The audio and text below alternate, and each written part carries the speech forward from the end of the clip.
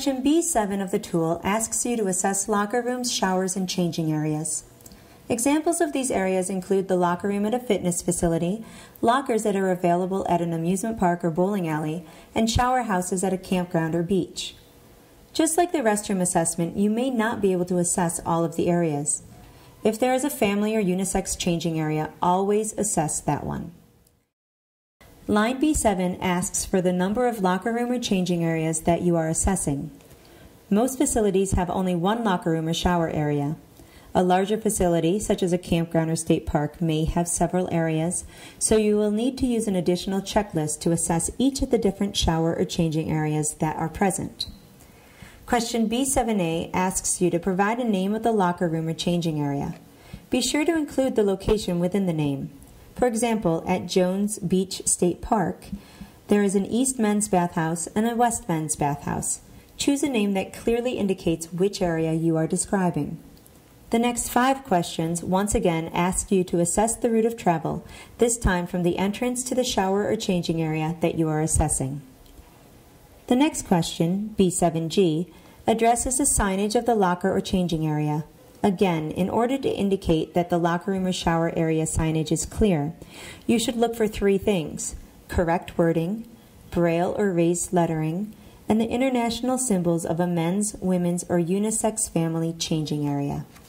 Questions B7H through questions B7L ask you to assess the entrance to the locker room or changing area. Just as in the other sections, you will use the skills that you learn in the entrance station to assess the entrance into the locker room. Question B7M asks, is there a clear path from the door to the lockers? So, in order to indicate yes, there must be a clear, unobstructed path that is at least 36 inches wide and free of steps or benches that may be in the way.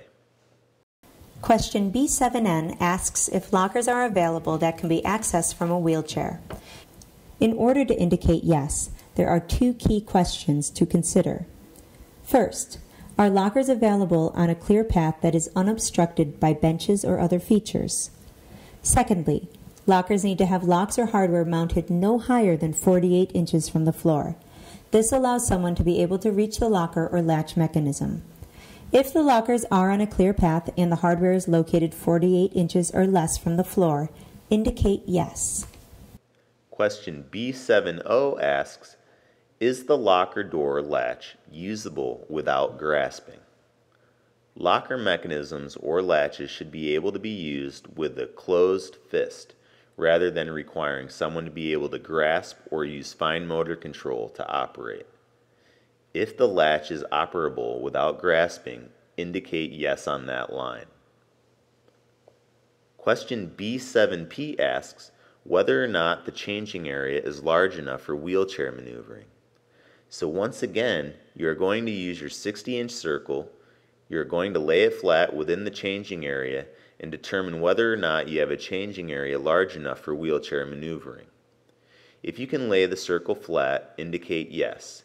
If not, you'll need to provide the measurements of what area is available on line B7Q. If there is not 60 inches of clear space for someone to maneuver their wheelchair in the changing or locker area, please provide the dimensions of what free space is available on line question B7Q. Question B7R asks if there is a clear path into the shower. A clear path is a level surface free of a lip or step. So, often what you'll find is that in order to enter the shower stall or shower area, there is a step up or down into the area. So in order to indicate yes, there needs to be a smooth, unobstructed route of travel into the shower. Question B7S asks for the width of the shower entrance. Here you will take a measurement of how wide the entrance into the shower is and include the measurement in inches. Question B7T asks for the height of the handheld shower spray unit. Many locations now have accessible shower facilities or showers which provide a handheld shower spray that can come down off of the wall. This allows greater flexibility for someone who may not be able to stand or for someone who may be assisting another person in the shower. You will take a measurement from the floor to wherever you need to grasp the handheld unit for its use. The handheld shower unit should be mounted no higher than 48 inches above the floor. If there is no handheld unit, mark not applicable in that column. Question B7U asks for the height of the shower controls. Like the handheld shower, the controls should be mounted no higher than 48 inches from the floor. You will measure straight up and down from the floor to whatever it takes to activate the water and temperature controls. Question B7V asks, are shower controls usable without grasping? And so, what we are looking for here are water and temperature controls that can be used without fine motor control such as pulling or twisting. If the water is activated by motion or can be operated with a closed fist, indicate yes. Question B7W asks if a shower chair or bench is provided. And so, you can look to see if a shower chair or bench is in the shower stall, and if one is present, indicate yes. But if you do not see one, be sure to ask either someone in the registration area or the administrator about the availability of a chair. Many times, shower chairs are available upon request. The next question asks if the shower bench or chair is provided and fixed, what is the location of the shower controls in relation to the bench or chair? Whenever the shower chair or bench is attached to the wall as a permanent fixture in the shower, it is important to know if the person seated on the chair can reach the shower controls. Traditionally, shower controls are on the wall opposite or across from the bench or shower chair. Newer showers now mount the shower controls on the wall next to or adjacent to the bench, so that a person does not have to reach across the space to operate the shower controls. For question B7X, check the box describing where the shower controls are located. Question B7Y asks, if the shower bench or chair is fixed and across from the shower controls, what is the distance from the wall behind the chair or bench to the shower controls? When the shower controls are located across from the bench, you'll need to measure the distance between the wall behind the chair and the shower controls, and record that measurement in inches.